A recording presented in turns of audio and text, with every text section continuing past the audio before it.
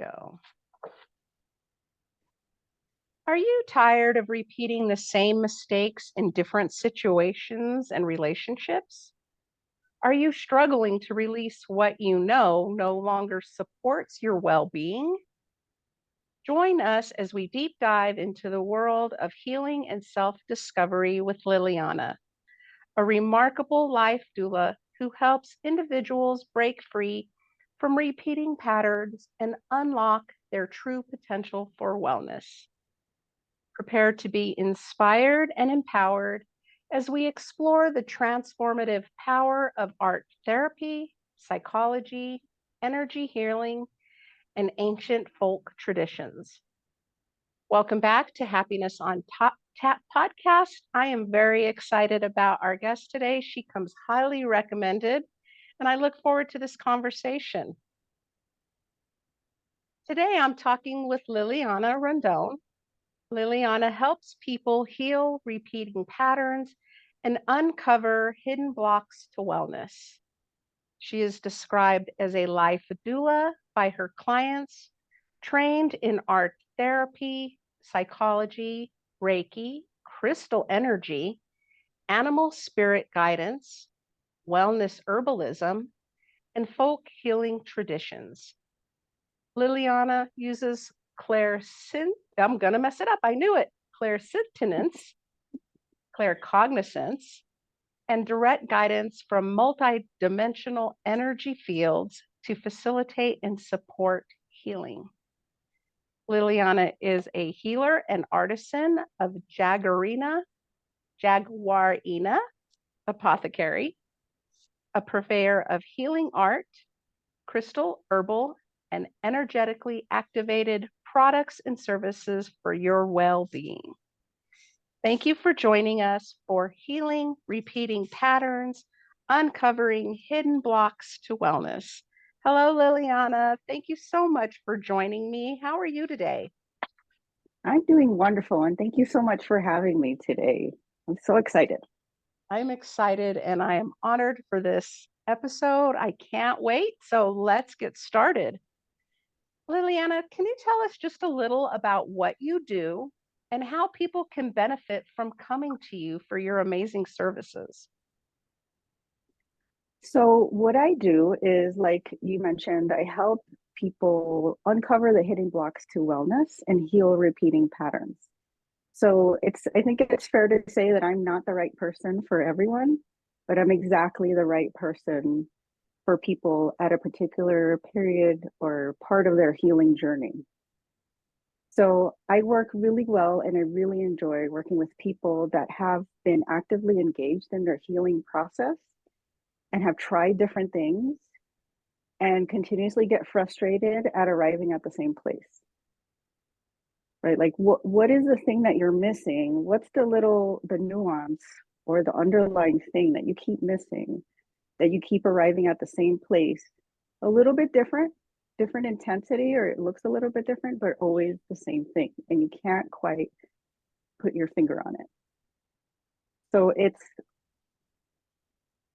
I have the ability to really look at people systemically and their entire life systemically in a way where I see, oh, the reason why this area in your, let's say, nutrition, why you keep falling into this pattern or this trap or this thing, is because there's this little tweak in your relationships or in the way you're thinking or perceiving yourself, that you feel like you keep hitting your head against the wall.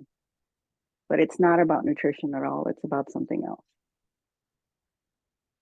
I love that. I love that. And that is very similar to kind of like what a life coach does. You know, we dig a little deeper. Somebody may come to us for career coaching, but really their issues are so much deeper, like you said, a relationship or money or, you know, and I also love what you say about people who are already on their journey and have already been trying to heal, but they just keep hitting this same wall or the same repeating pattern. And I hear a lot of people are like, man, I still just feel stuck. Like it can't get Right. past this. And they can Right. feel wonderful for a while, and then something will come up. And so knowing that I have a resource in you that I can, share what you do with other people to help them get past those blocks, I'm all about it. I look forward to learning more about it. Yeah. And I think an important part of what I do too is that there, I am, I dive right into the areas that are missed a lot. Like, for example, parts of people's shadows or the ugly parts or the uncomfortable parts. You need to make friends with the things that allow the current circumstances to occur, the parts of yourself and the behaviors and patterns and attitudes and beliefs that allow the current situation to happen. And so all of those are uncomfortable and awkward, but that's what we need to sit with, and that's what we need to make friends with and move through, because there's no shortcuts, right? So I think that's another key difference between me and other practitioners, is that that's what we're going to sit with. We're going to go straight to the awkward, uncomfortable, messy, ugly things, and then discover that they're okay, and find the gift and the lesson and the power in them, I because that's what keeps people absolutely stuck. love that. Yeah. I love it. I love it. I love it. And I can understand, I was talking with my husband about like the difference between a life coach and a therapist. And you're that combination of the two, but you're not afraid to start at the dark spots, at the scary spots, at the hard things that we don't want to or can't. And for me, um, it was finding a safe space to feel those things. And I thought, man, I did it through meditation by myself. Um, wasn't really expecting the outcome that I received. Um, but I realized that that journey would have taken me a lot longer through therapy. Right. And, and so I was able to then, after the fact, reach out to my therapist, schedule an appointment, go in and talk to her about that, because she knew I was on a healing journey, and she knew I was learning a lot and doing, inner child healing and getting to know my shadow. Um, so I was able to say, okay, so this happened. um, Yeah. and I think it really did save us a lot of time. And again, that goes to why I want to have these conversations with people like you and other alternative options for people to save time, to have somebody that can provide that safe space. Right. And you're pointing out something that's really important with the people that I work with, is that I don't do the work for you, and I don't work harder than you do at what we're working towards, because I feel very strongly, it's one of my core values, to empower people to not need my support. We are actively working towards you building coping skills, you building self-awareness, you building courage, belief in yourself, whatever it is that you need, so that you become your best advocate and the master healer of your life. That's my job, is to create that safe space, like you're saying, hey, we're going to sit with this ugly, but you have to do the work. You're going to sit with your ugly and you're going to make friends with it, and you're going to learn from each other, and you're going to come out of this like holding hands, best friends, because your ugly was the best teacher that you've had so far, or you're uncomfortable. Like it's for people. I'm for people that are ready to roll up their sleeves and get to work, and they're just like, I don't know what to do next exactly. I need someone to like nudge me or point me in the right directions. But it's Mm-hmm. very, very active, very involved, because it has to be. No one can heal you. You have to heal yourself. Mm-hmm. And I get and we're gonna go into that, your title or your essence of life doula. It's like life coach, and so doula is the perfect word. So can you tell us more about the journey of how you became a life doula And what inspired you to pursue this path of helping others and finding wellness? So the term life doula comes from my clients, and I'm really grateful for it because I, for a long time, struggled uh, with what I should call myself and how I should describe this thing that I do with people, because it doesn't quite fit into any particular umbrella of description, right? Because my experience and my skill set is so varied that it's, what is it that I do? And that's what happens. I pull from all the different modalities that I've experienced, and it's perfectly tailored to each individual for the place that they're in that day. So it may include only one of the modalities, it may include all of them. And it is this very visceral process of, I just bring up what the person needs and tailor it to them. And so it is birthing the version of themselves or the aspect of their life that they want.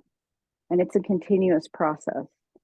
So you're learning these strengths and these skills about yourself along the way, that it is a lot like birthing, like a little, like a little hatching, even a little hatching where it's like, okay, now now you got to practice flying, push them out of the nest and you practice flying, and then you fly on your own eventually.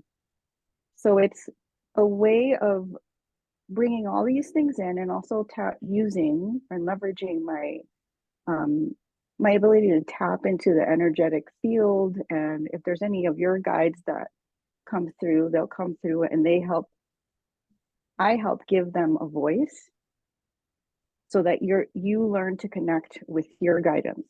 You learn to connect with the spirit world, with the energy that's around you, whatever it is, whatever gap you're missing. And then you become this new version of yourself. So what inspired all of that is my personal journey, really, of just being the youngest of 4 kids and having the benefit of being able to observe all these family dynamics and all how that affects the way you show up in the world with other people. And me working through all of my things and all of my hangups and traumas and strange beliefs that I don't even know where I picked them up, and fears that I inherited from my family and my ancestors, and all these, just how my life has pulled me on this winding road of trying different things and being like, okay, this doesn't work anymore, but I still need to do something different. And then encountering and being blessed with people coming into my life with all these modalities and offering to teach me. So being able to apprentice such variety of healers, that I honestly don't see a different way of being.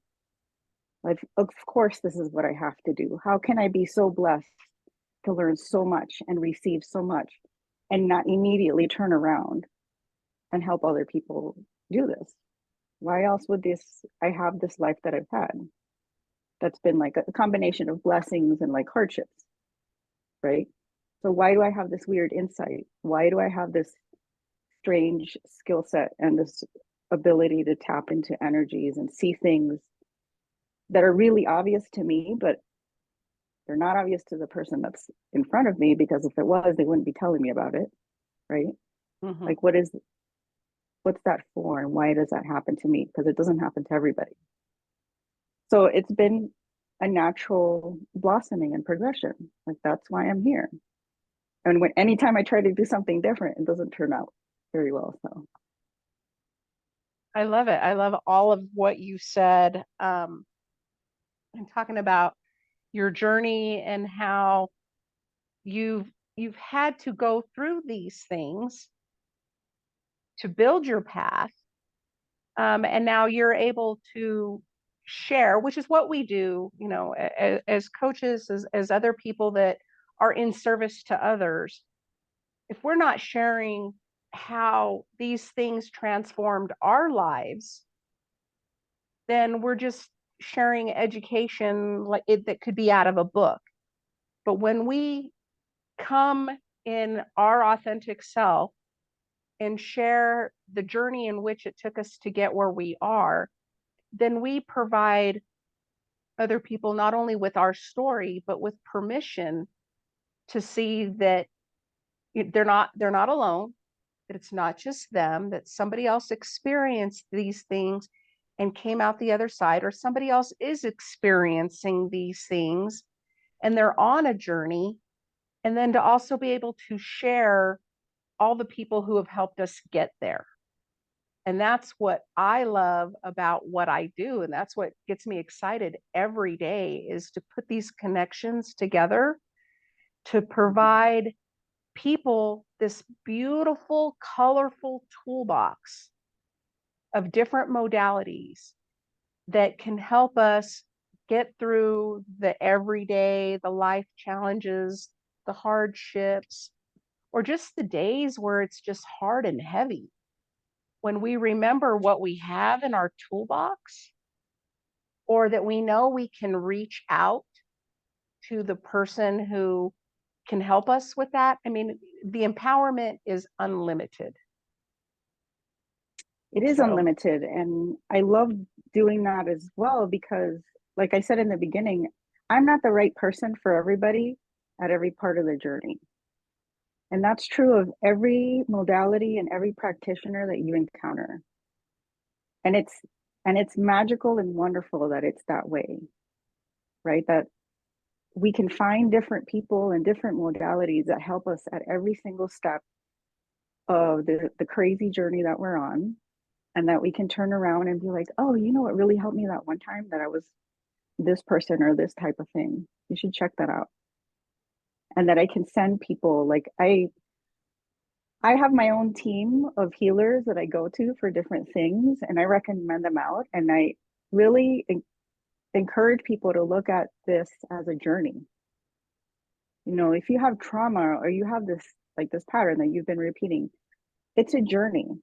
So you're going to uncover it and then work on it. And then you might fall back into it a little bit later, but your level of awareness and skill and knowledge is not the same.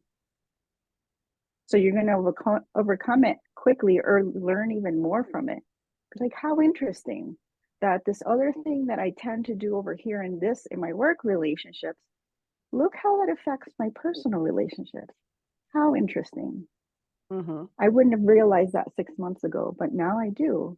And now there's this whole other basket of things that I can make better in my life. So it's a journey. And so you kind of flow with it. And sometimes you'll get a little bit stagnant, and that's okay. But you find all these different practitioners and you meet all these wonderful people along the way. It's really awesome. And I I have enjoyed that so much for myself, for my business, for my community. I do also have a team of healers that I have worked with healing myself, that I now use as my referrals to other people when they start to tell me certain things. And I'm like, okay, I can hear how this person might benefit them. And all I can do is provide the resources. And that's what I love about the podcast now, because I can say, if you want to know more, go listen to their podcast episode. This is everything, this is how this person can help you, or these are the specialties that they bring to the table that can really benefit you in your journey. And then on top of that, getting to connect those people, my healers, together. So I really look forward to adding you to my group of healers, my team of people that I can refer people out to, because I can already see, not only for myself, but for other people who could definitely benefit from your services. Thank you so much. And I love it too. I've enjoyed seeing who's been on your podcast, and I'm like slowly listening to everybody. And I'm like, this is amazing. What a beautiful network of people that's like unfolding. It is. It is just like a flower blooming. Every next person that I invite in, I'm like, this person was meant to come right here, right now, today, to help me benefit others and share with everybody. And I just absolutely love it. I never would have saw myself doing this. But once it started to grow, the floodgates opened, and it just is just building like this beautiful rushing river. And I love its turns and twists, and just to be able to float along with all these wonderful people.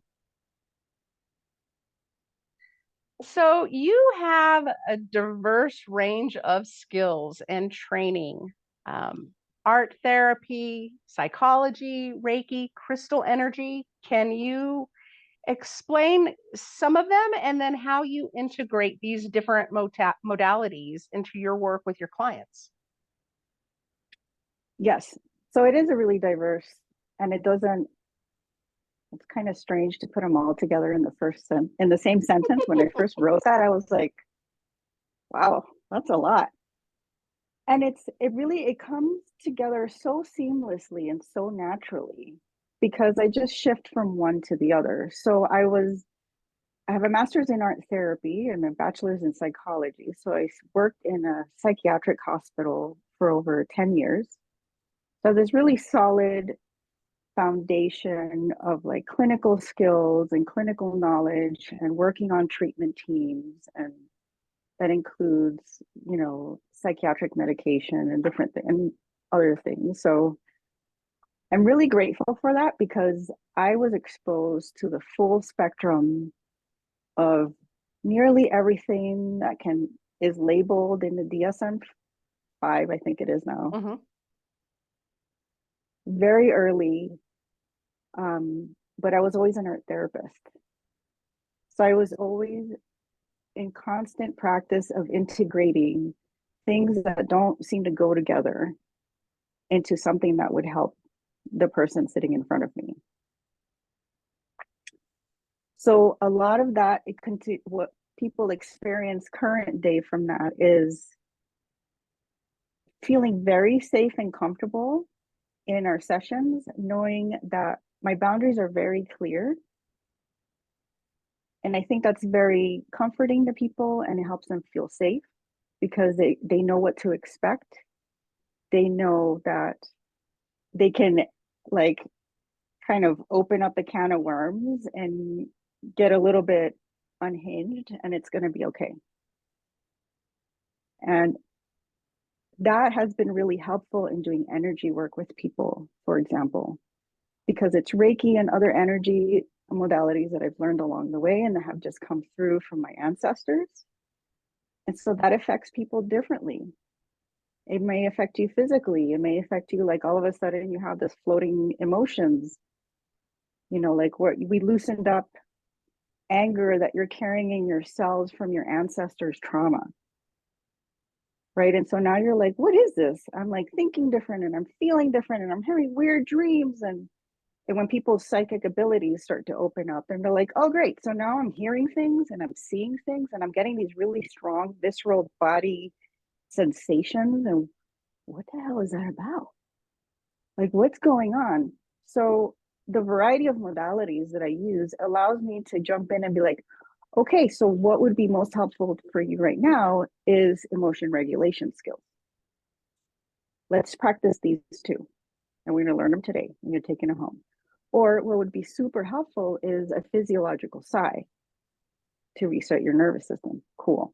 And I can pull these things in moments notice as it's happening so that people immediately are growing in self-mastery and self-awareness and skills to take care of themselves.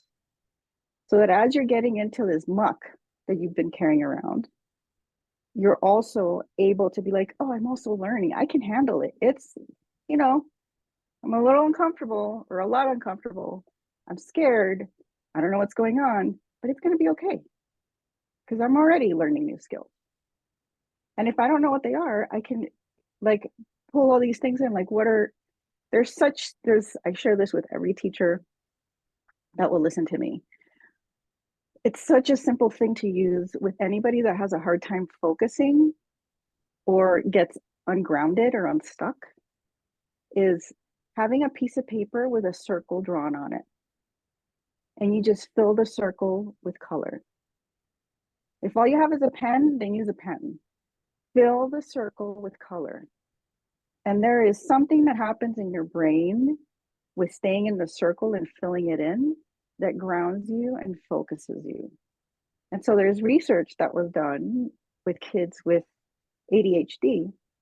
When they filled the circle with color before a lesson, their retention and comprehension went up. So I've used that with people that are actively psychotic. I've used that with people that are in the middle of a panic attack because of trauma or just emoting very strongly, very heavily, all sorts of things. And every time it works. I use it with myself all the time. It's one of my go-tos. When I'm like, okay, I'm getting a little, like I'm freaking out, I draw a circle on a piece of paper and I just sit there, fill it with color. And by the end of it, you're a different person. So things like that have come from all these different modalities. I just pull them in as you need them, tailored to what you need it for. And so it's hard. Does that explain kind of how they It kind of all come does. together? It Okay. does. Absolutely. And I love that you shared that tool. And I definitely look forward to you sharing a few more because those are so valuable. I get a lot of calls from people that are, on the ledge. They just can't seem to see their future. They can't seem to see beyond the moment that they're in. And I do my best to provide different tools as well to help them, kind of step back from that ledge, that wall, and get a little bit of calm and perspective. And so I love that tool. That was a fascinating tool. And I look forward, like I said, to learning more to provide these simple things that can help our listeners get out of that heightened state. Yes. I love simple, practical, and straightforward. Like that's what we all need. And it's so important to have as many of those as you have, like simple. The more complex it is, the less likely you are to use it when you actually need to use it, the longer it's going to take you to remember it. Like it's just too much. We're all overstimulated, distracted, and diffused as it is. We need simple and practical. And that's available with all the modalities. Like I know, like for example, animal spirit guidance sounds kind of woo-woo and like out on the fringe and, like a fog drifting by. But there's very practical ways of including that in your life so that it's helpful right now in what you're working on, right? So that's, I think, another like distinguishing, maybe not distinguishing, but characteristic of how I work with people. Very Mhm. practical, very simple. How can you learn to do this today? I love it. And I think that, the more that we can share those things with everyone, the more value we can provide for people that need those simple. I mean, those are wonderful. I'm, I know that um, you had mentioned something that stuck with me, and then of course I didn't write the note down. Um, I'm sure it'll come back to me. But for me, like art therapy was one of the very first things that I tried when I was in my trauma soup and my brain fog was really thick and my memory loss was really pronounced. And I didn't know where to go next, but I knew that I didn't like the darkness and I wanted to get back into the light. And so I started thinking to myself, like, what things provide me joy? What is something that I can do that I enjoy that'll pull me a little further out of the darkness? And I've always been somebody that can sit on the floor surrounded by coloring books with a box of crayons and colored pencils and watercolors and surround myself with stuffed animals and just talk to them and color and draw and listen to music. Um, and so that was like the first thing that I started trying when I was trying to find my way because I really didn't have anybody that I could go to and say, I need help. And so it was as I learned new steps, then the doors started opening to different healers. I started going to Tessa at Aligned Alchemy, And at the time, she was still in school for her certification as a hypnotherapist, but she was an herbalist. And so, I started working with her on different herbs to cool down my nervous system, different teas. And then she was teaching me how to mix these things. So it got my focus where I wasn't worrying about what I couldn't remember or what I'd forgotten or the anxiety of the day. I was able to just find this beautiful focus and know that I was learning something new. And Right. when my trauma soup was so thick, I thought, okay, if this is my new norm, then I'm going to have this fog over me all the time and I'm not going to be able to recall things. I just felt like I was spinning a Rolodex and all the cards were blank, that it was now time for me to not get over, but find a way around that cloud, that darkness, to create new memories, to get new education. And as the clouds started to lift, then more of the past would come back. And there's still a lot of things that I don't remember. And then I'll get a glimmer and go, oh, okay, it's still there. But in the meantime, I'm enjoying learning something new and something that I can share with somebody else that helped me get out of my darkness. So that's a beautiful story that illustrates how the system works. Because I look at people systemically, both internally and externally. And so sometimes the best and easiest, simplest, most practical place to start is to add nourishment, right? It doesn't always have to start with taking out, if the long-term goal is less garbage in, take garbage out and add nourishing in. But because we're a system, anything you do in one area ripples across to everything else. So it was a great story to illustrate how adding the nourishment of learning about some herbs and making teas and kind of doing that rippled across your entire system and sorted some things out for you and allowed the next step to appear. So I think sometimes we get too hung up on like, I have to do everything. No, you don't. You just have to put less garbage in and put a little bit nourishing in and trust that like wisdom and magic that we are, that sort of starts shifting and healing different things. You're like, oh, and then all of a sudden the brain fog that was appeared overwhelming and was paralyzing you was like, not great, but it's not the end of the world.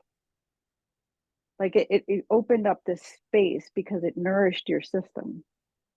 And then you kind of like, I love watching that happen because it really gives me hope and reassures me that we are magical healing machines, that we just have to get over ourselves sometimes and get out of our own way and just like not think about it so much. Just put some good stuff in and give it a minute. Yep. And that is absolutely true. And it was for me on so many levels. And it was just one step. Today it was art.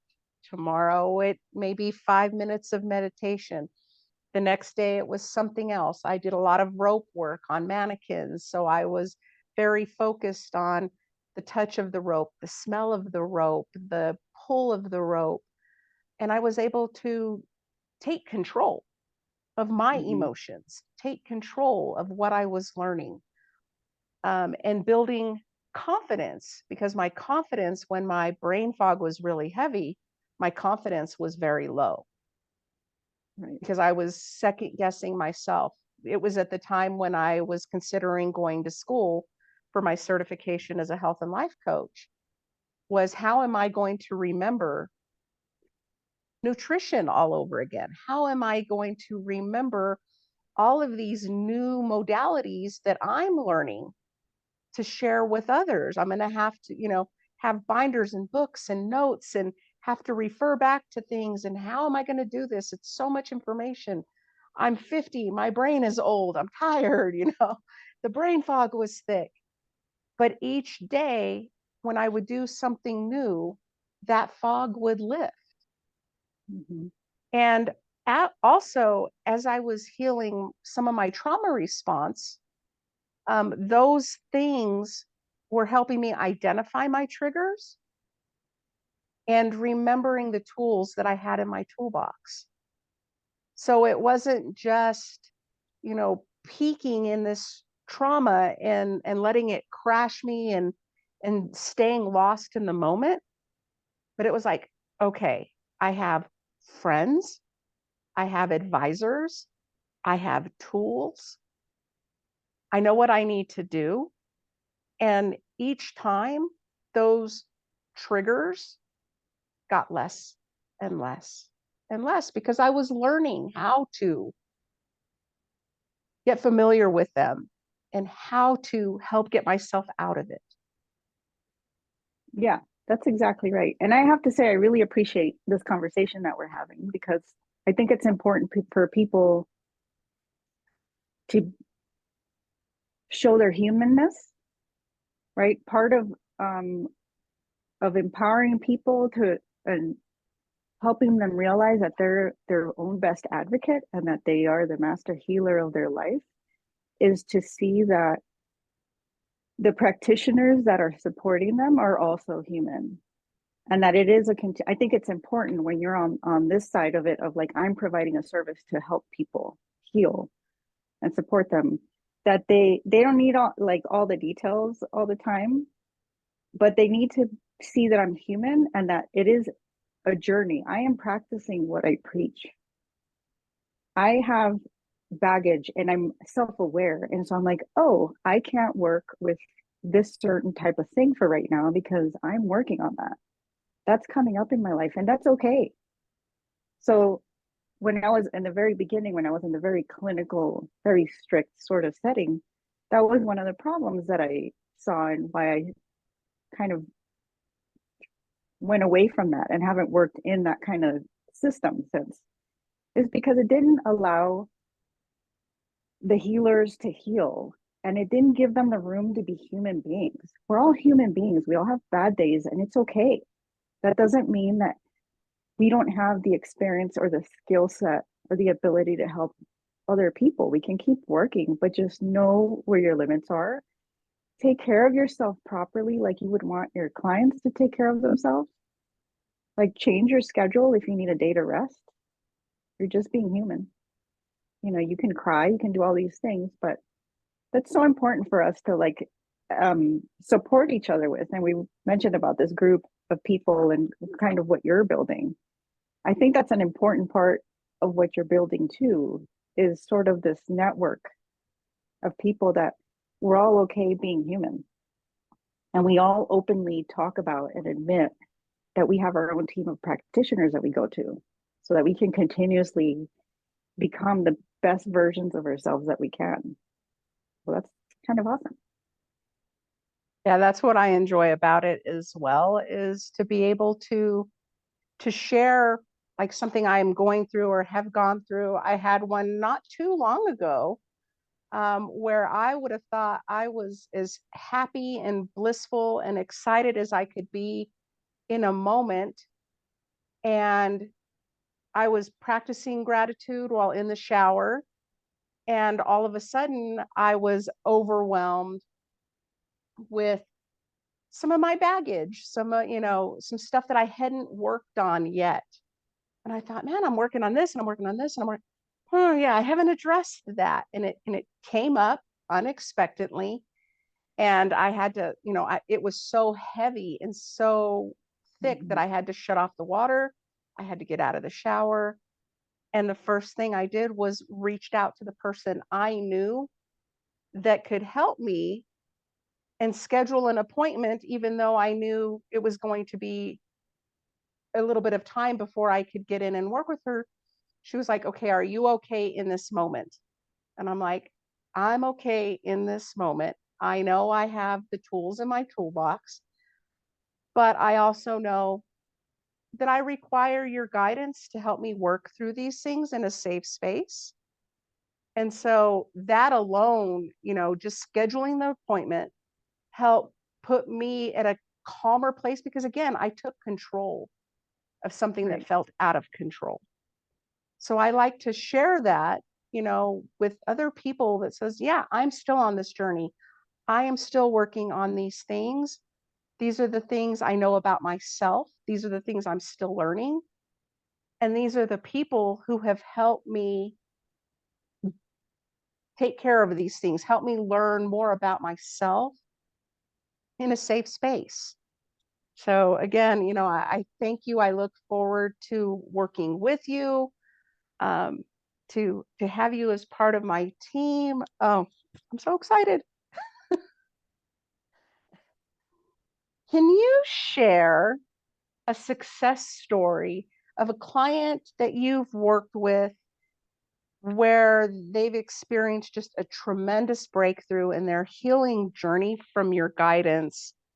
And what were the factors that you think contributed to that transformation? So this question, it's so interesting, my response to this question I'll share with you, because it was like, I just went on this like loop thinking about like all the different examples, and I was like, well, which one's the best? What's the best example of this to tie into? And I realized that, and we've touched on this sort of on the way, that the best example is my own life. Because I have this thing about like not disclosing too much information about people from working in a psychiatric hospital. And I'm like, it's good, I don't want to like, I'll just start running my mouth and get excited about the story. And I thought, but really, the best example is my own life. Because that's what has birthed all of these things. It's me being human and using everything that I help people with, that I've sought out to learn and get trained in or have apprenticed to learn. Every aspect of it, every bit of it, I've applied in my life. Because there was some kind of muck or some kind of garbage that I just could not get into or break up or get rid of or release. And nothing else was working. And so I had to find something different to make it happen. And so really the best example is my own life of application of all these things. And so the short version is that some of the things that I've overcome have been learning disabilities and going through the regular public school system and believing that I was stupid until I was in a limited access graduate program that only accepts 5 people a year. Mm-hmm. And sitting in the room the first day of class and all of a sudden realizing, wait a minute, they didn't make a mistake. You don't get in here by mistake. They like hand chose each of the 5 of us to be in this room. And I'm one of the 5. I might not be stupid. Like, it was like, just like, I almost started crying in the middle of class because it was the first time in my life where I was like, wait a minute, I might not be done. To having PTSD so severe from sexual assault that I was not sleeping at night. I was losing weight. Like right now I weigh 140 pounds and I was down to 90 pounds. So I was like skin and bone, and I could not, the anxiety during the day was so bad that I'd start eating, and about 2 minutes in, my throat would stop swallowing. I could not get food down. So I was like pounding protein shakes to try to get calories in to keep weight on. It was not working. To being on so during that time, I was on a tremendous amount of medication. So from that to changing lifestyle and habits and everything to where I'm on 0 medication, and I've been on 0 medication for over a decade now, healing really deep rooted family patterns of mental illness and abuse and ancestral patterns of all kinds of fears and like persecution, tapping back into the medicine lineage of my ancestors, opening up the clairsentience and claircognizance that I mentioned, where it's tapping into this, like the whole metaphysical field of gifts that we all have access to if we cultivate them. But all those things opening up, learning to work with animal spirit energies, all these things have all been part of this lifelong journey of rebirthing and transforming myself so that I'm a better human in the world, and I'm more at peace, and I am more resilient, and more able to look at the things that I don't like about myself and the things I don't like about the world, and not getting paralyzed. Like, what can I do today that's going to move me forward at least a little bit? Because that keeps you going in the right direction. And so I joke with people, and this is sort of what I cultivate in people that I work with. This being okay with failing forward, right? Because it's not always going to work, but just fail forward. You're going to face plant. It's fine. You just get up, or you crawl, or lay there for a minute, but you keep failing forward.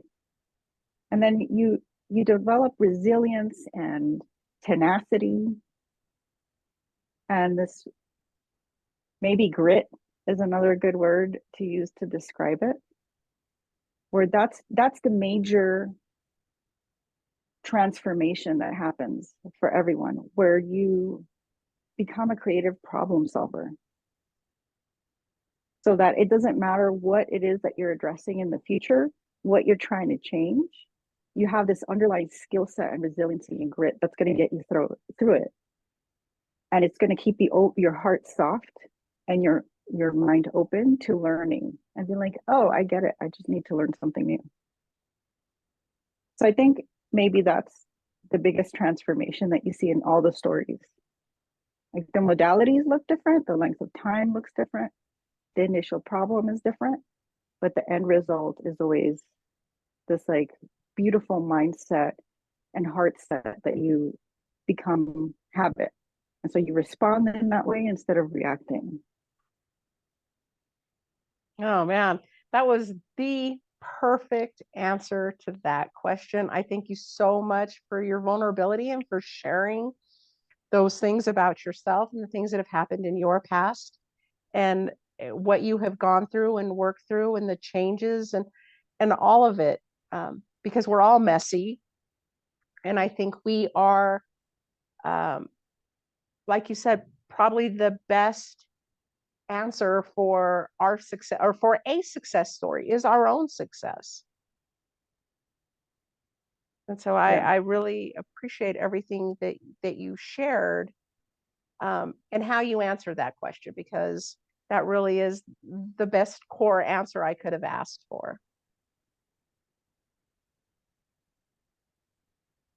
So Well, tell thank us you for listening. more about your business, about Okay. Jaguarina Apothecary, and what inspired you to create this platform, this business, and what type of products and services do you offer to support people's well-being?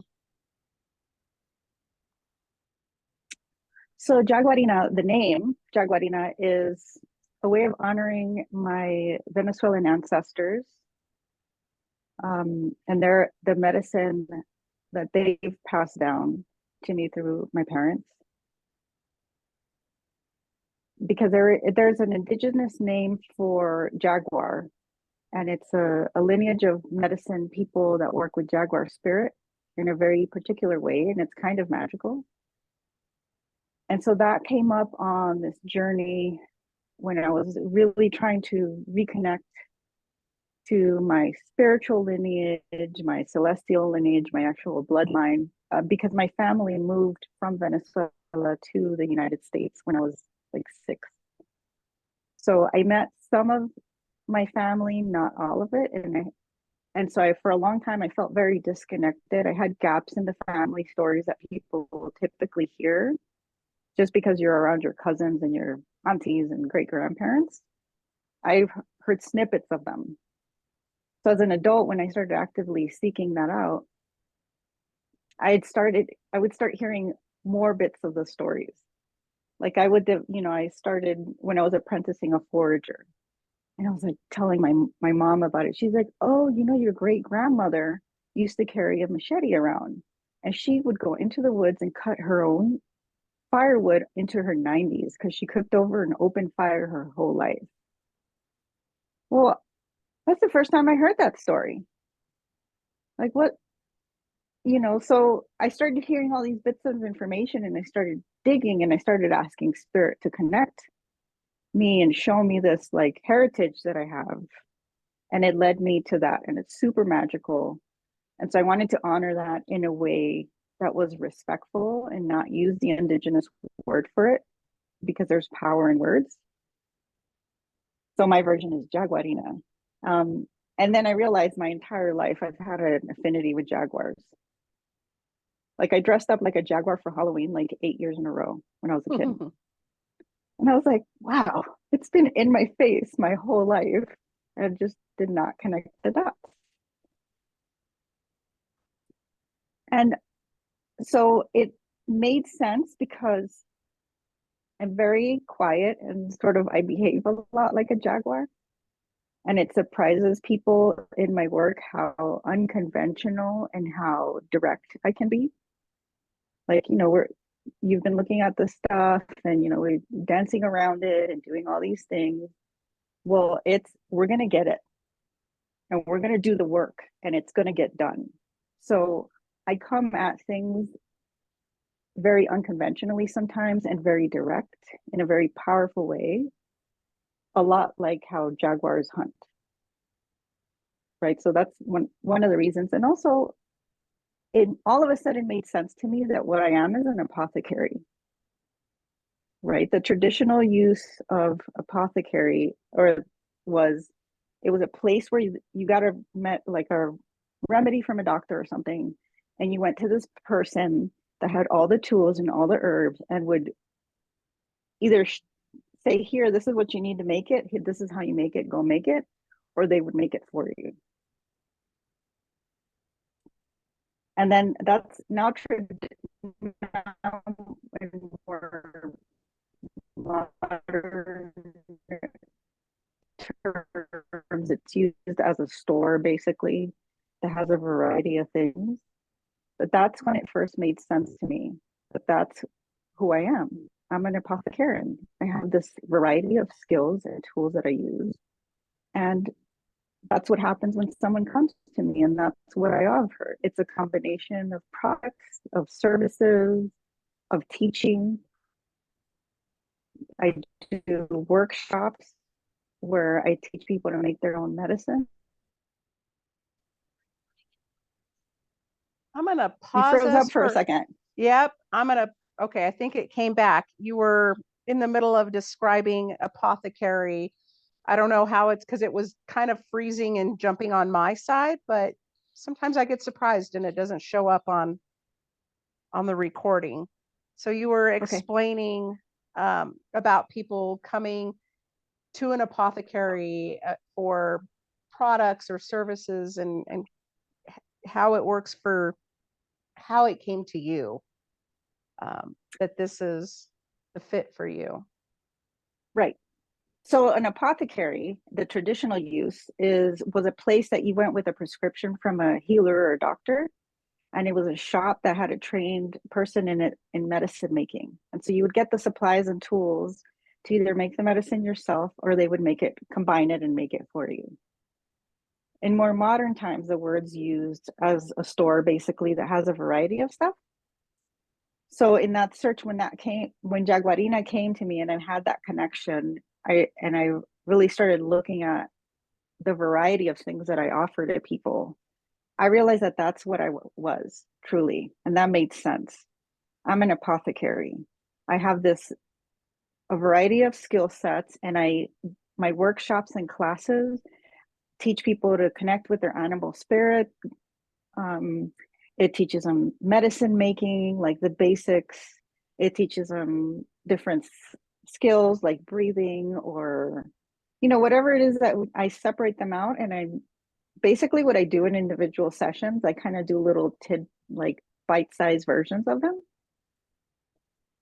And so that's kind of what I am. It's whatever it is, that combination of skills that you need, I'm going to help you acquire them. If I can't teach them to you, I'm going to connect you to somebody that can. So that felt right, that felt good, and it felt authentic and in my integrity, where I know the things that I'm good at, I know the things that I'm not good at. So I'm not afraid to say, I don't know. If I can't find out, I'm going to find somebody that knows, and I'll connect you to them.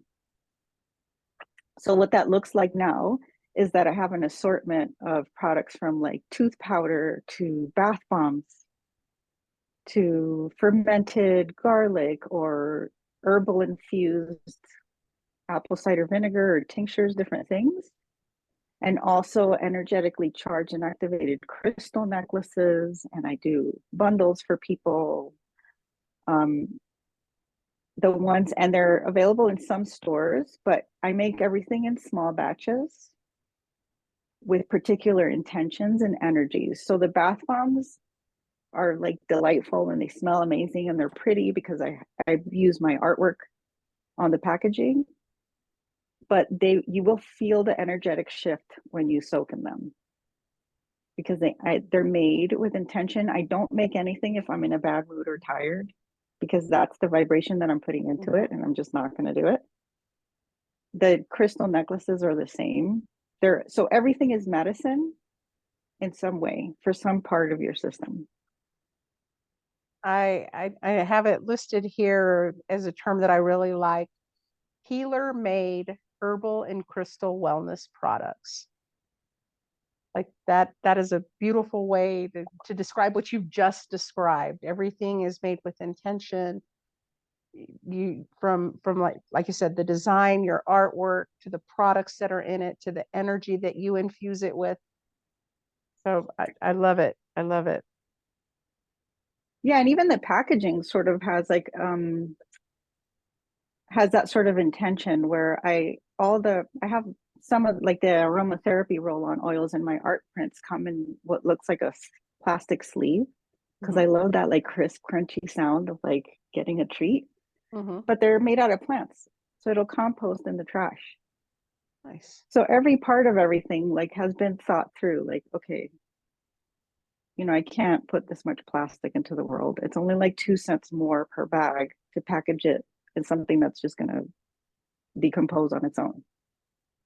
So even on that level, I try to be as respectful as my resources allow to nature and all the beings that are around me and have helped me on this journey.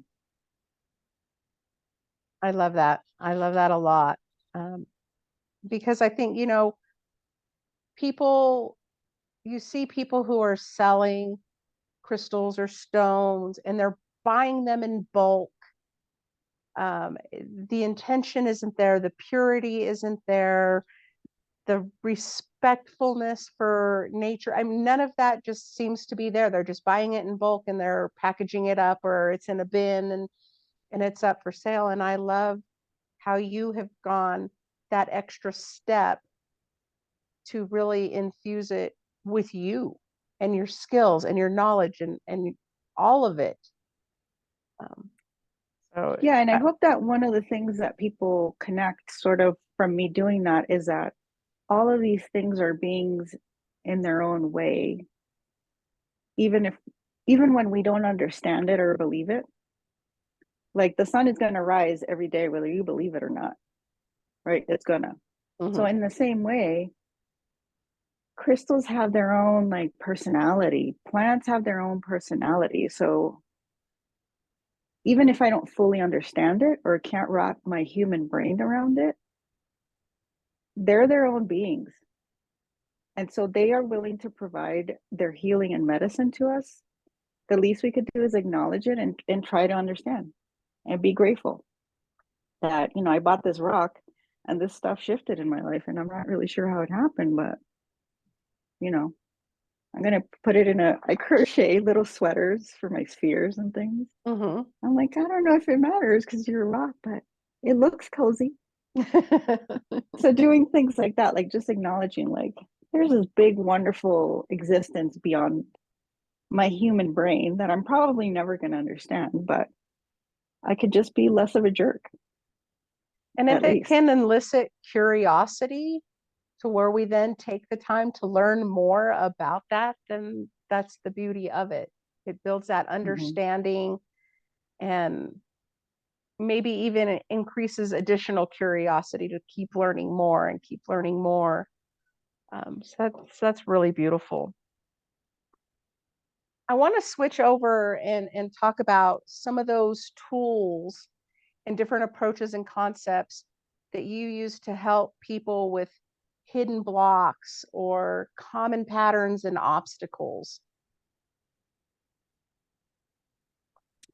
So one of the tools that I use that I created and I use when I do an oracle and crystal reading that I do, I use what I call the Life Pelorus, and it's the spread is on sacred geometry, um, and it addresses, and it's sort of a tool that I developed that I help people learn to use, and I pull it in across the board from the oracle and crystal readings to a healing session, and just I do a 3 month intensive program with people, and I go, it's part of the initial like assessment, like where are we at, what do we want to work on, and then at the end to see where the progress is made, if we like met our goal, like this is what we wanted to accomplish and we got it. It becomes a tool for people to use to check in with themselves. So a Pelorus is a tool that's on ships, and it's a basically you use it to triangulate between the horizon, whatever celestial body you're using to navigate, and the direction that your boat is pointed in. So it's a compass moves around, a Pelorus is a fixed thing, but it helps you maintain your bearing, right? So I called it a life Pelorus because I divided it up into different areas of your life. And it's, you learn to check into those areas so that you start building this habit of looking at yourself and your life systemically and start seeing the relationship between all of them. So the different categories or the areas of them, the first one that I start with is distraction and diffusion. Because we are living in a world and a time that's designed to keep us distracted and to keep our energy diffused, right? So I feel pretty strongly, and I've seen it happen time and time again with people. When you just intentionally pull back or minimize your distractions and where your energy leaks are or where you're being diffused, a whole lot of your problems just sort themselves out. Like you thought you had financial problems, you thought you had relationship problems. If you're just less distracted and less diffused, it just shakes itself out. And all of a sudden you're like, oh, I didn't really do anything. I just watched TV for, 4 less hours a day, or timed myself on social media and spent an hour instead of 5 hours a day on social media, or like all these things just sort of sort themselves out. So I start there because I think it's really important. It goes back to that concept of like put less garbage in, put some nourishing in, and then just see what happens, right? The other areas are wellness, lifestyle, essence, fellowship, creativity, and then in the end there is always the sacred I am, right? Because all these areas, I have like a sort of loose definition for them, but I encourage people to include the things in there that make sense to you, right? Because it's ultimately it's your life, it's your journey, it has to make sense to you so that you can use this as a tool in the future. Fellowship, I think I'll mention a little bit about that Please. because it's not so straightforward. It's the circles that you end up in. And it's the other people's energies and things that you're consuming. So sometimes fellowship are the shows that you're watching or the podcasts that you're listening to. They could be very powerful and nourishing or very toxic. And those are parts of the people, those are the groups of people that you're associating yourself with. So you have to be mindful of that. What am I consuming and who am I associating myself with? Am I associating myself with drama and chaos and pettiness and negativity and judgment? Right? Because if I'm watching shows for entertainment or I'm listening to podcasts that are in that vein, who are you spending time with? And that affects you and how you perceive the world and how you perceive yourself. So that's an area that I think when you're intentional with it, has the same effect as distraction and diffusion, where all this other stuff just sorts itself out and you didn't have to put any kind of heroic effort into it. It just sort of happened. I include creativity as a separate area to look at because creativity is a very powerful mindset and skill set to have that helps every area of your life. And for me, it was always an automatic strength. So it's what got me through school. It's what's gotten me through most things, where I always was heavily involved in the fine arts. So I cultivated creative problem solving. So I've gone through so many things just on that alone, because I was able to see how different things fit together to achieve the same goal.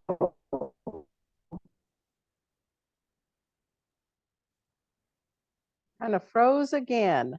That nobody has done before or be obvious. But and so it's cultivated in a very simple way. It helps every area of life.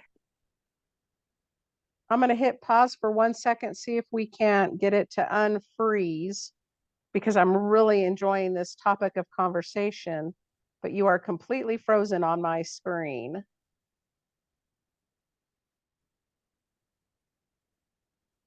Okay, we're back. So you were talking about creativity. Yes.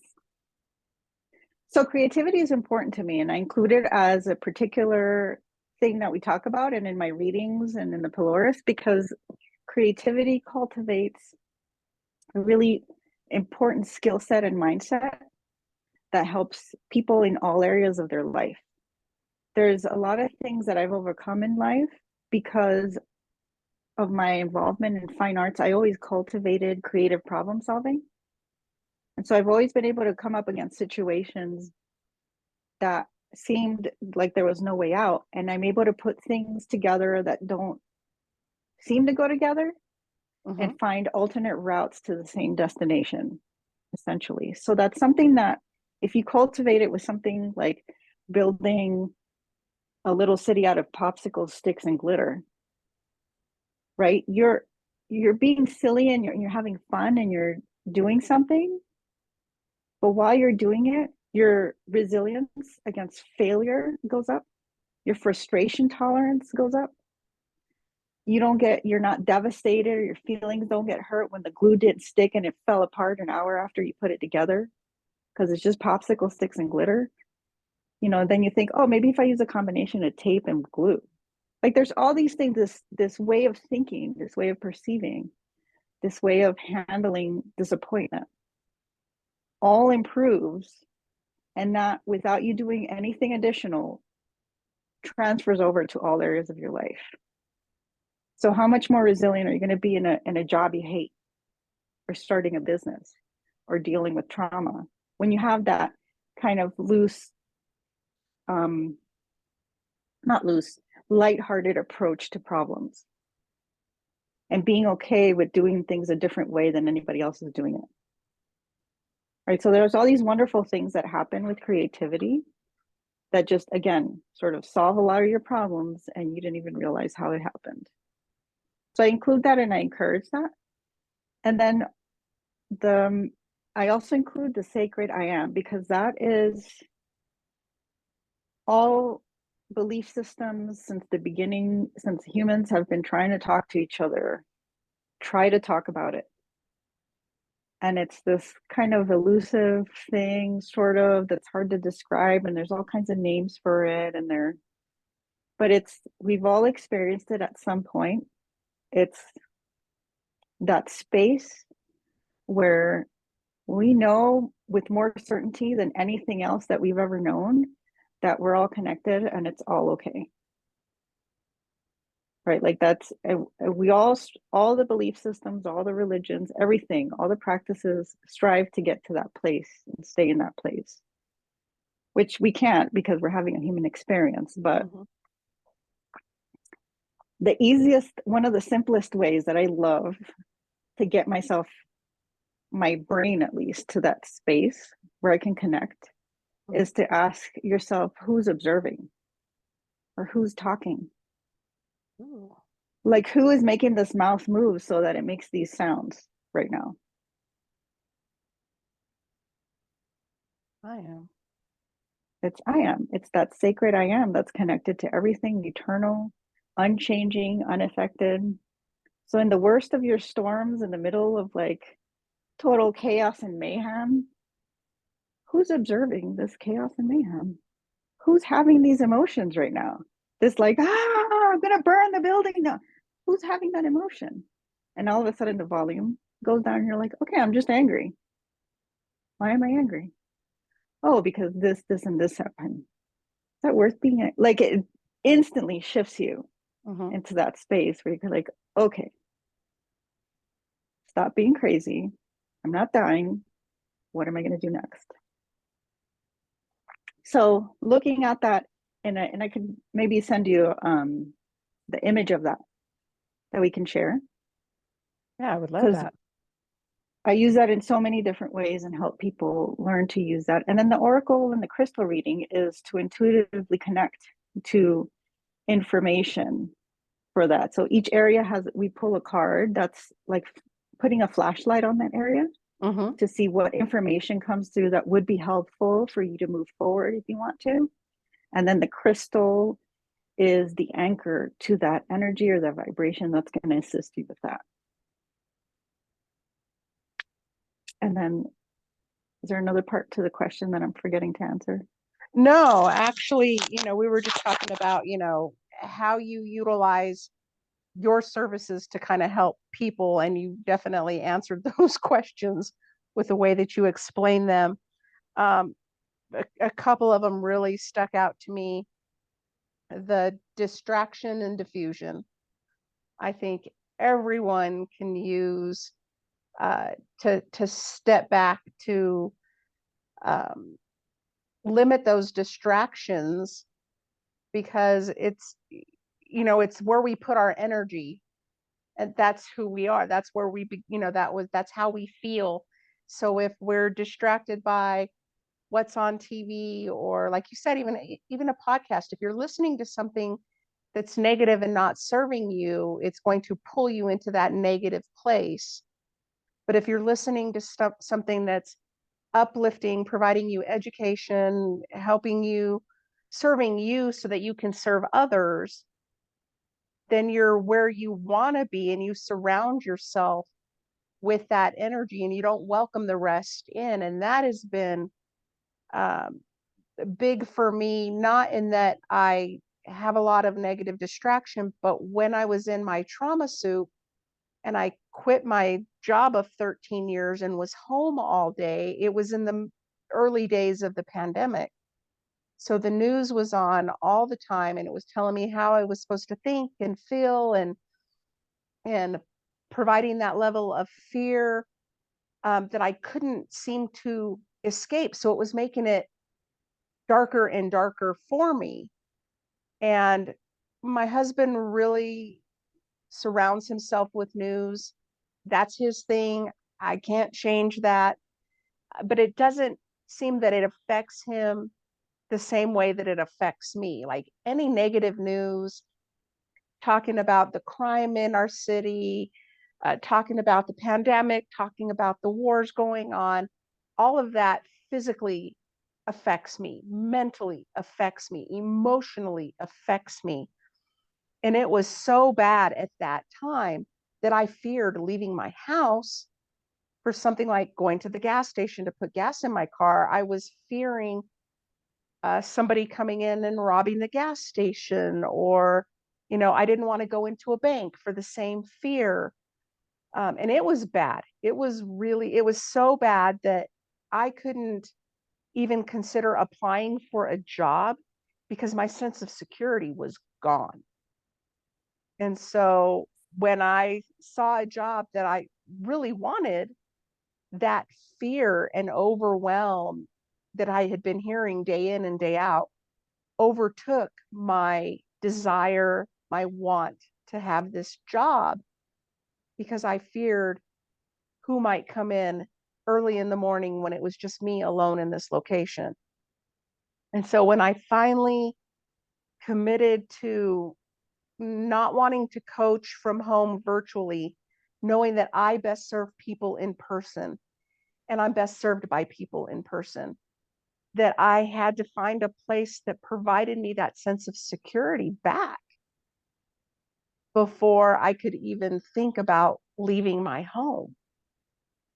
And so I like, the distraction and the diffusion, and to just take those things, those energy leaks or those energy drains, and get rid of them, and focus on the things that bring us joy and happiness and all those things. And that's what I had to do for myself. And so, but I can also see it from a perspective like these young kids in school and the level of distraction that they have being attached to a cell phone. We didn't have that level of distraction. We had camaraderie and playing with our friends, but we didn't have this constant negative things that controlled our self-image, our fears. So And they're designed to do that to us. Absolutely. It's intense. Like you have to, part of it, while I was working in the psychiatric hospital, I worked with addiction and dual disorders specifically. So I had a lot of experience with those dynamics. And that's how it shows up with our technology and different things. It's an addiction process, and essentially when you really peel everything away, addiction is the absence of connection.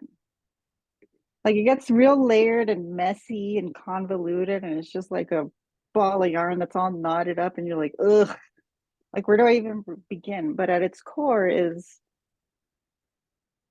feeling completely disconnected from everyone and ourselves. And so our technology now, not all of it, but are designed that way, right? To suck you into that. So it's so challenging for young people coming up, I think, because it's like this has always been a part of your life.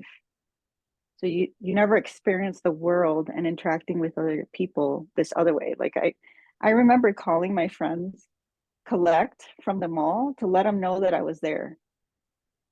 And they would, like hang up and not accept the call. Like, but you just had to figure it out. Like you had to be creative and you had to get over it if your friends didn't know where you were and you had to go searching for them. And so all these little things that you're like, wow, I didn't have instant access to information. I had to like go look it up in the library and read. Like so many, that I think it just speeds up this like distraction and diffusion that we don't even realize it's happening, is my point. Because it happens to me where it's like, I'm like, how much time did I just spend scrolling? Are you kidding me? Are you kidding me? Like, I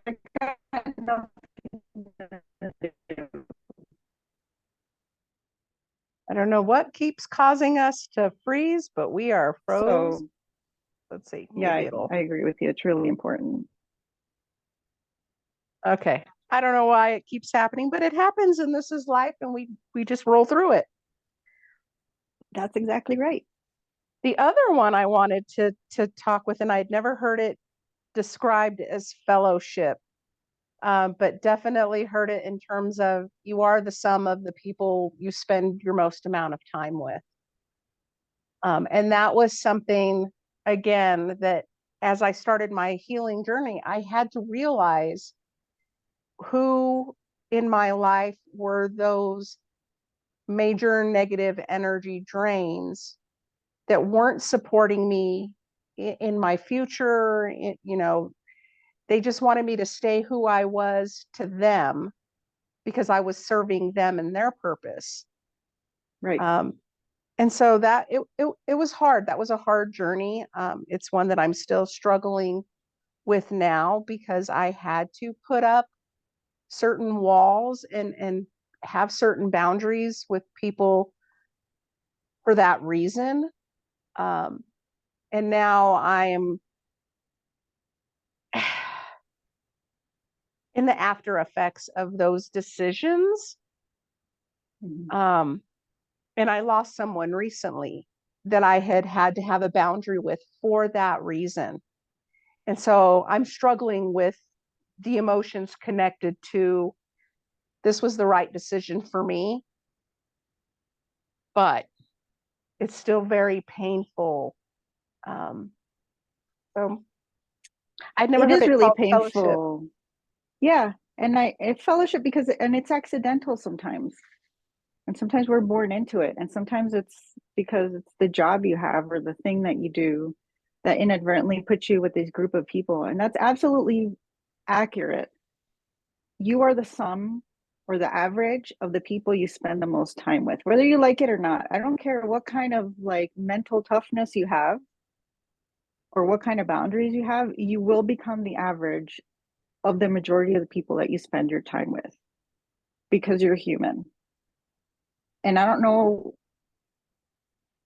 like how it works out, or we're just wired that way, I guess, but it happens every time. It's happened to me. I mean, it happens to me all the time. So you have to be aware of it. And also it's a shifting thing.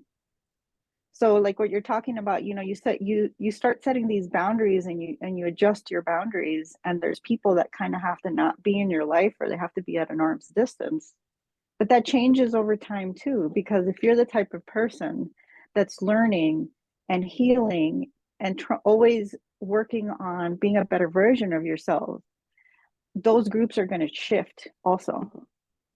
Like the people that are exactly right for you right now and are very nourishing right now are not going to be nourishing to you later because you're going to be in a different place.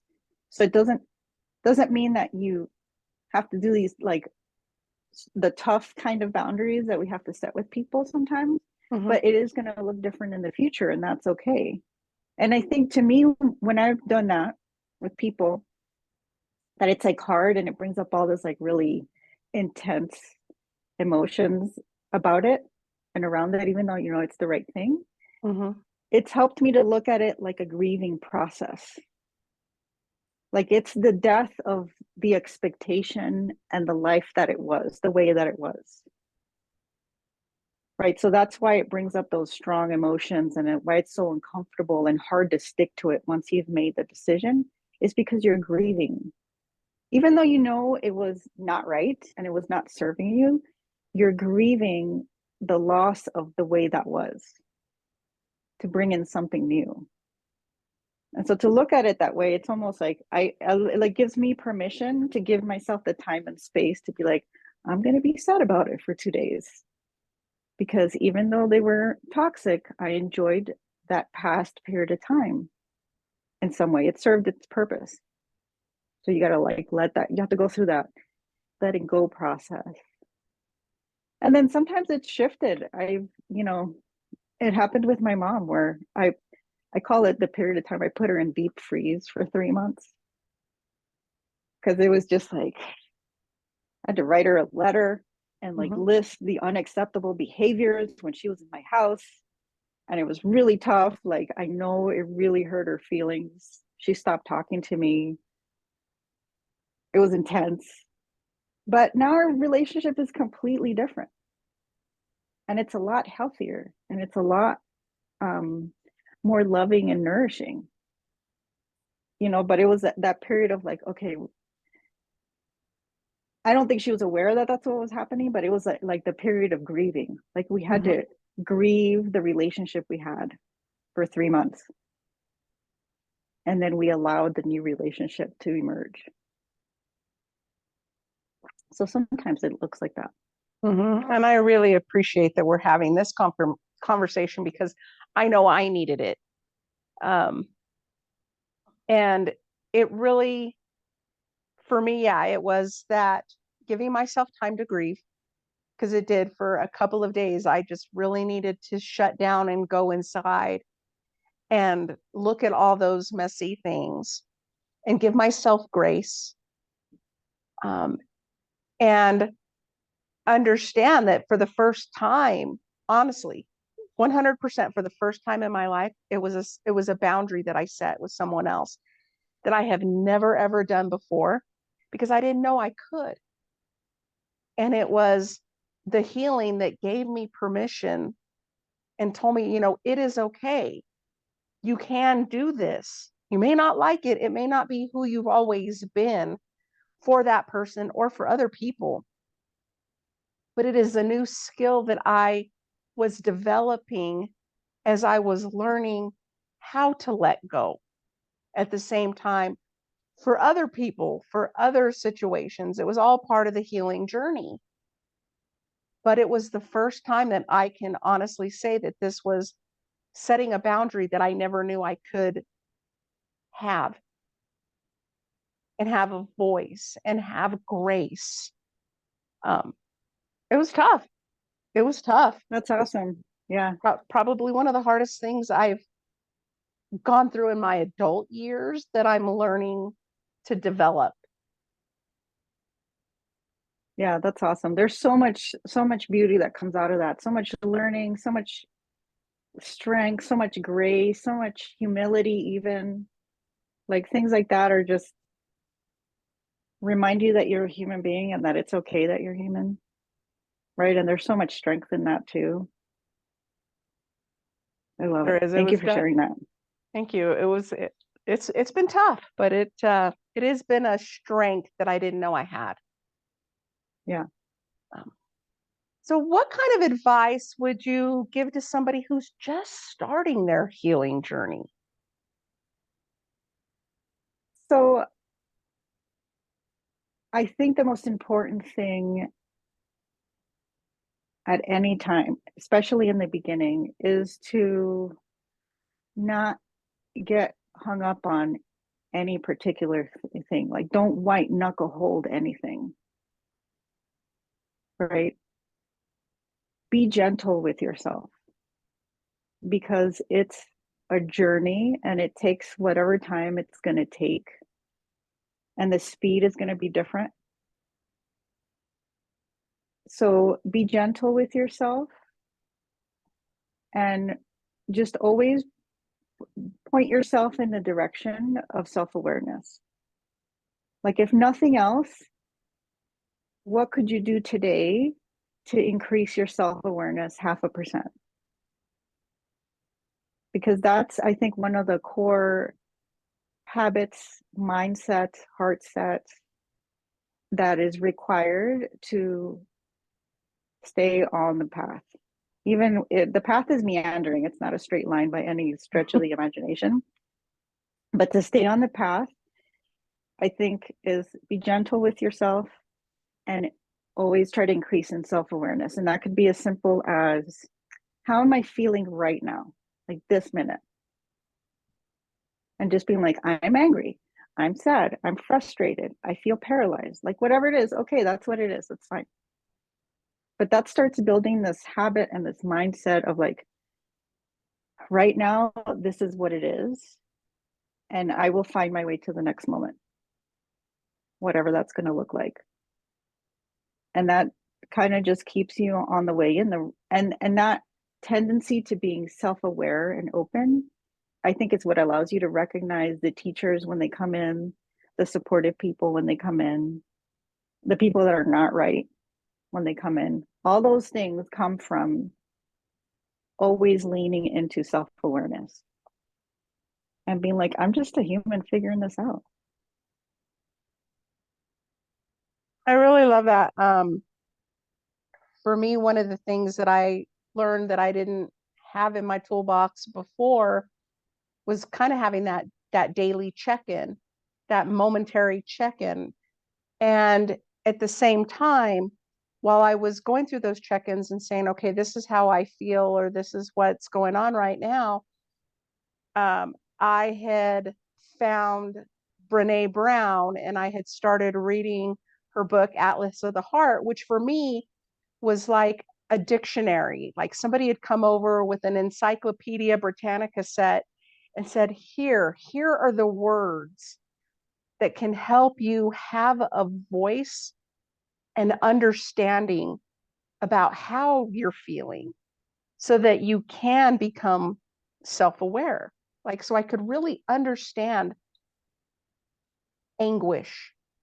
Like I could Right, feel it, but having a definition and examples help me understand it more so that I could communicate it, which I right. never could before. And I'll take you like half a step before that, because Please. if you don't have access to the words, access to the visual symbol or the visual language comes first. So if you go back to your circle that I Okay. talked about, Mm-hmm. your check-in could be like, what is this? Ugh, that I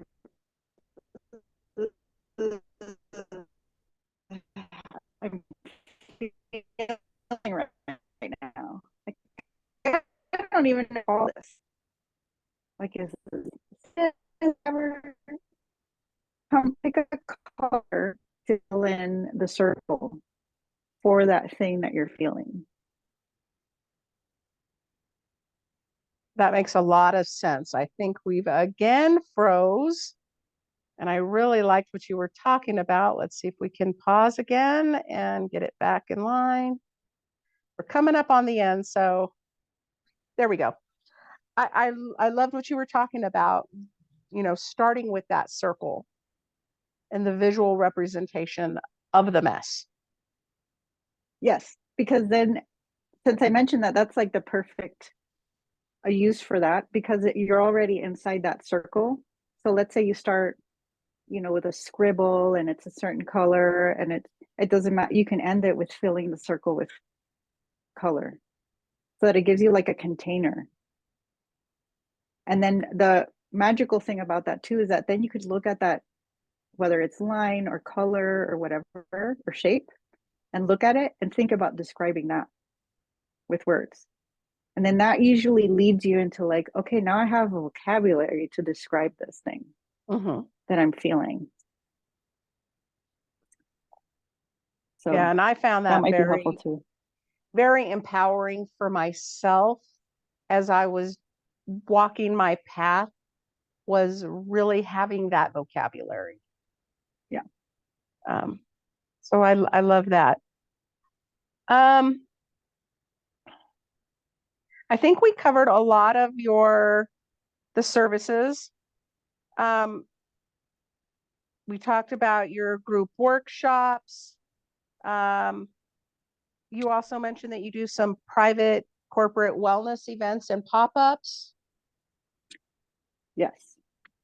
So what that looks like is basically if you're having a gathering in a home, like a girls' night or some kind of get together, I can pop up in the space with some of my products and I can do the oracle and crystal readings, or I could do like mini consultations where it could be like, I just want to try a herb for like sleeping, where I can have like a quick chat with people about something that would be practical to help them. And then on the corporate side is business, not all businesses, but some businesses are leaning towards encouraging wellness in their employees Mm-hmm, and having wellness fairs or different events that are educational. mm-hmm. So it would look similar where it's a table with products or just consultation so that people can to build awareness and for people to get to know me to be like, oh, I can use, you know, crystals and herbs and different things for all kinds of stuff. So I that's love it. available, and the details are sorted out, like depending on the situation. Hmm. I love it because that's something that I've had a couple of pop-up events here at my office. Um, and that is something that I think would be very valuable for people to have that. I just lost the word in my head. Um, but something to give people to consider as an alternative, or again to invoke that curiosity, like, oh, I can use crystals, or I can learn about teas that will help me. It's not just going to the store and taking melatonin, or some of us revert to um, taking Benadryl just to help us sleep. But it's just another band-aid.